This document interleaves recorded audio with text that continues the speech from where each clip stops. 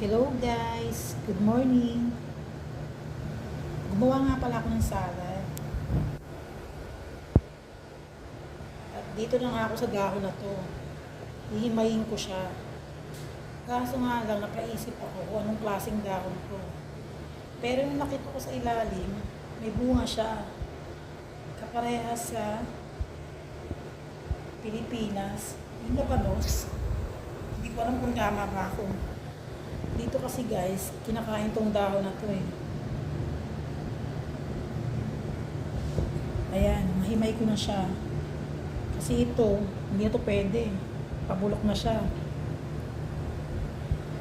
Sa atin ba guys, kinakain ba to? Di ba dahon lang ito?